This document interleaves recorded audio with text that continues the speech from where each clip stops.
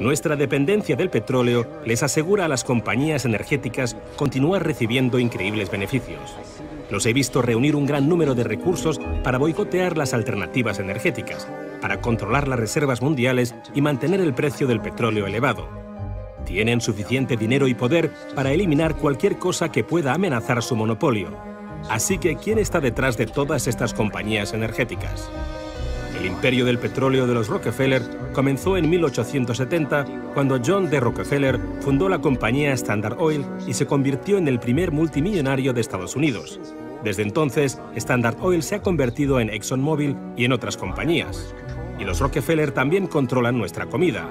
Fueron los responsables del cambio de producción que sufrió el planeta al pasar a una agricultura de gran escala basada en el petróleo.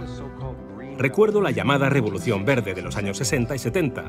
Como la mayoría de gente, yo también pensaba que era algo positivo.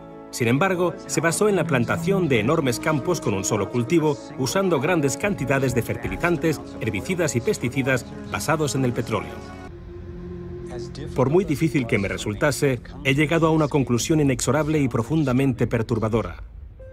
Creo que una élite de personas, junto con las compañías que dirigen, han conseguido controlar no solo nuestra energía, el suministro de alimentos, la educación y la sanidad, sino cada una de las facetas de nuestra vida. Y lo hacen controlando el mundo de las finanzas, pero no crean más valor, sino que en realidad controlan la fuente del dinero.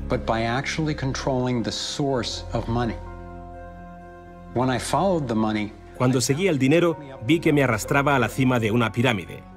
Aquí estamos en la base de la pirámide con nuestro día a día. Por encima de nosotros está el gobierno, personas a las que se les ha otorgado un monopolio de poder y lo usan para imponernos impuestos y controlarnos, estemos de acuerdo o no. Pero ¿quiénes los controlan a ellos? En el siguiente nivel nos encontramos a las compañías. Muchas personas opinan que hoy en día son ellas las que gobiernan el mundo, y no los estados nacionales, y lo denominan corporatocracia. Para conseguir los recursos mundiales y controlar los mercados, esta corporatocracia debe tener acceso a dinero barato. Las grandes corporaciones obtienen sus préstamos a un interés especial de los grandes bancos, lo que significa que aquellos que controlan los grandes bancos, la élite adinerada, son los que en realidad controlan las corporaciones. Mientras seguía el dinero, me di cuenta de que casi todas las ideas que tenía acerca del capital no son ciertas. Es curioso el hecho de que nos planteamos muy pocas preguntas sobre cosas cotidianas, como por ejemplo, cuando vamos a un banco y pedimos un préstamo de, digamos, $50.000 o 50.000 libras. ¿Qué pasa en realidad? Veamos. Muchas personas viven la vida basándose en unas ideas que se alejan mucho de la realidad. Lo que en realidad pasa es que si pides 50.000 libras, escriben que en tu cuenta hay 50.000 libras. Eso es todo lo que hacen. No acuñan monedas ni imprimen billetes. No recurren a ningún metal precioso. Simplemente escriben en una pantalla de ordenador que tu cuenta tiene 50.000 libras. Desde ese momento, empiezas a pagar intereses sobre una cantidad de dinero que nunca ha existido, que no existe y que no existirá. Aparentemente todo empezó con los orfebres del siglo XVII, cuando la gente acudía a ellos para comerciar con oro.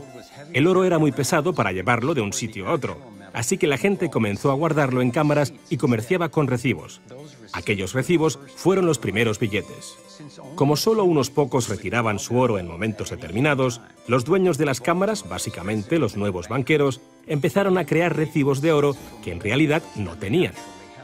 Entonces prestaban esos recibos y les aplicaban unos intereses al dinero prestado, al oro, que en realidad no tenían.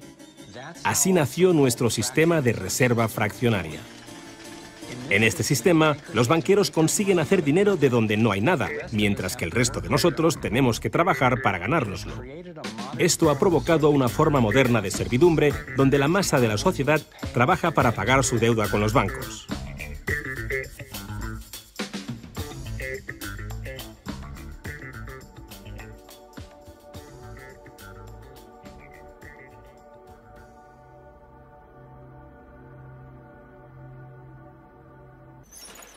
Pero ¿cómo se explica que si vosotros o yo mismo fabricamos billetes, se nos acuse de falsificación? Pero si lo hacen los bancos, entonces sea un incremento de la masa monetaria. ¿Cómo han conseguido los bancos este poder?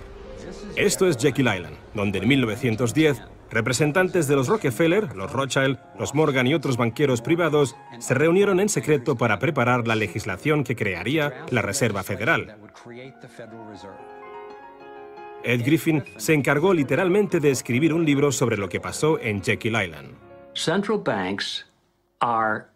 Los bancos centrales son como carteles bancarios, quienes se han asociado con los respectivos gobiernos de los países donde operan y se les ha otorgado un poder monopolístico sobre la creación del suministro monetario del país.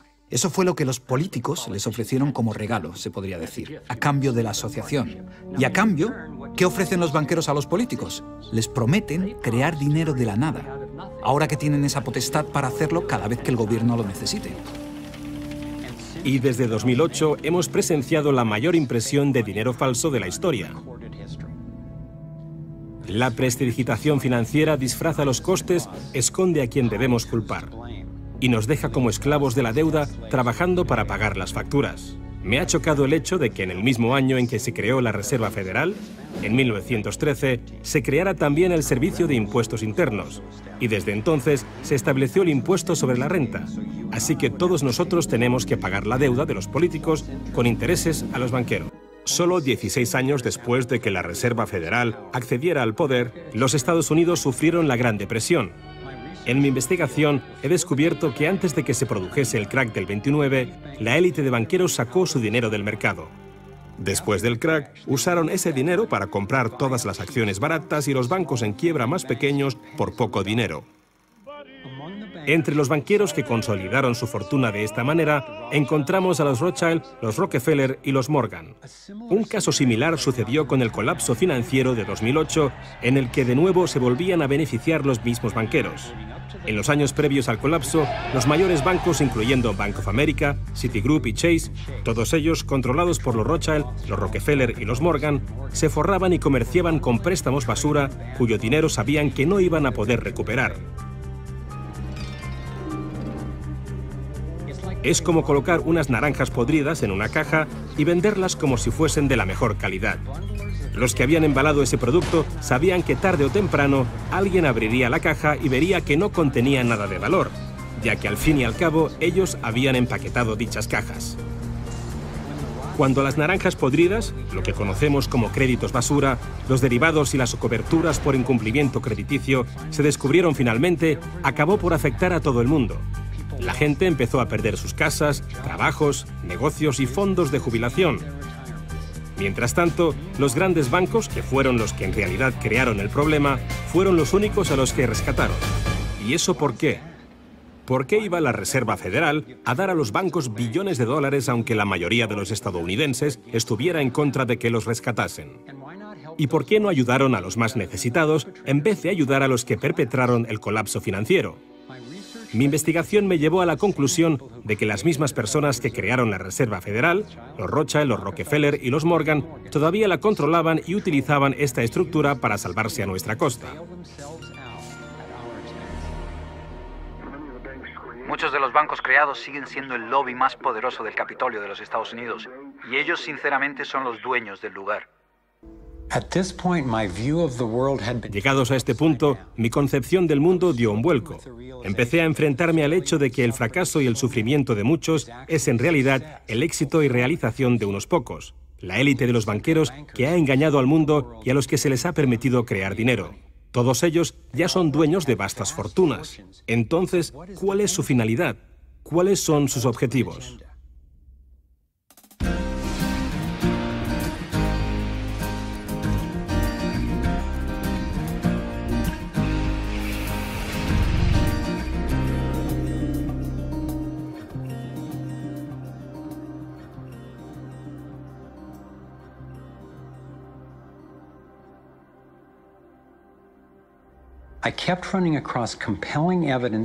Seguí encontrando pruebas y a expertos creíbles que afirmaban que el objetivo secreto de la élite financiera no era otro que el dominio total del mundo. Al principio me resistí a creerlo, pero me había comprometido a averiguar qué nos impedía prosperar y daba igual a dónde me llevase ese descubrimiento.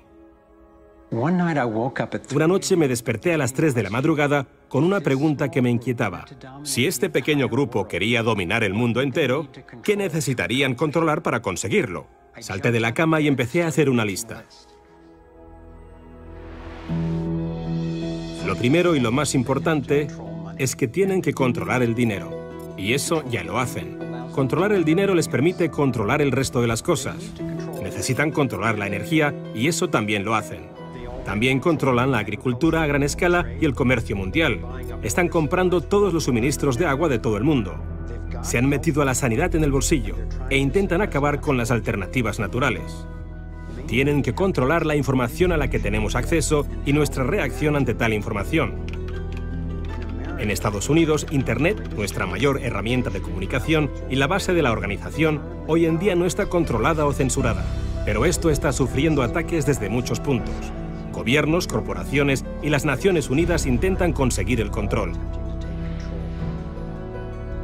Para un dominio total, se debe controlar la disconformidad. Tienen que arrebatarnos nuestros derechos, espiar a ciudadanos de a pie y seguirnos en todas las facetas de la vida. Mientras amanecía, sabía que una poderosa élite lo tenía prácticamente todo preparado para gobernar el mundo, y con miedo me di cuenta de que Gran Hermano no se acerca, sino que ya está aquí. Ya estamos metidos en Matrix. Pero ¿cómo salimos? Fui consciente de que necesitaba descubrir cuáles eran sus estructuras de poder y cómo funcionaban. Un grupo relativamente pequeño de familias, especialmente los Rothschild, los Rockefeller, los Morgan y los Carnegie, junto con los Harriman, los Schiff y los Warburg, han dirigido la élite en Occidente durante generaciones. Con esto no quiero decir que todos los integrantes de estas familias sean conscientes o participen en los planes de dominio del mundo. Sin embargo, estoy convencido de que los cabezas de familia de estas dinastías controlan los intereses corporativos y financieros que llevan a cabo el fatídico esquema que está destrozando tantísimas vidas. Se les ha puesto muchos nombres a aquellos que en secreto controlan el orden del día. Algunos informes filtrados confirman que se reúnen por todo el mundo a puerta cerrada para debatir sus intereses. Entonces, como un mecanismo de relojería, sus planes empiezan a aparecer en los medios de comunicación, finanzas, negocios, gobiernos y acciones militares. Está claro que no todos los que forman parte de estos grupos toman las decisiones. Hay una jerarquía de información y participación. Uno de los principales símbolos de esta élite de control es el ojo que todo lo ve. Aparece en el billete del dólar, en el sistema de vigilancia masiva estadounidense que en un principio se llamó Conocimiento Total de Información, en la agencia de inteligencia británica MI5 e incluso preside el complejo del Tribunal Superior de Justicia en Israel, diseñado y financiado en su totalidad por los Rothschild. Creo que han tomado la imponente imagen de la pirámide de Keops y su famoso remate metálico, pero lo han distorsionado con el mensaje de que representa a aquellos que están en la cima y que son capaces de controlar y seguir a todos aquellos que están por debajo.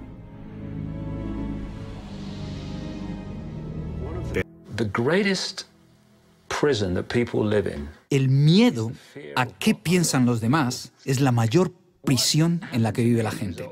Lo que me pasó a mí como resultado de toda la ridiculización que sufrí fue que dejé a un lado ese miedo a qué puede pensar la gente de mí. Y cuando lo haces, te das cuenta de que hasta ese momento has estado viviendo en una cárcel. Y lo que me aportó fue una comprensión personal de lo fácil que es para unos pocos controlar a la gran mayoría. Lo único que tienes que hacer es dictar las normas de la sociedad. Lo que está bien y lo que está mal. Lo moral y lo inmoral. Lo bueno y lo malo. Lo sano y lo perjudicial. Lo posible y lo imposible. Y construyes lo que yo llamo una zona libre de problemas. Y si vives la vida dentro de esos parámetros de percepción, de creencias, y lo que dices y piensas encaja en eso, entonces la gente te dejará en paz, porque eres normal. Pero cuando te sales de ahí y empiezas a manifestar tus propias opiniones, lo que han creado los iluminados de Baviera es una población de guardias de la prisión que saltarán sobre aquellos que intenten salirse de la norma. Resulta interesante cuando alcanzas los límites de esa zona libre de problemas con tus opiniones y pensamientos. No estás pensando, si lo hago, ¿qué pensará el director del Banco Mundial? ¿Qué dirá? No, lo que pensamos es ¿qué pensará mi madre? O los tíos del bar o mis compañeros de trabajo, ¿qué dirán? Y lo que han conseguido los iluminados de Baviera, al crear estas normas, es un ejército enorme de personas que se imponen dichas normas las unas a las otras.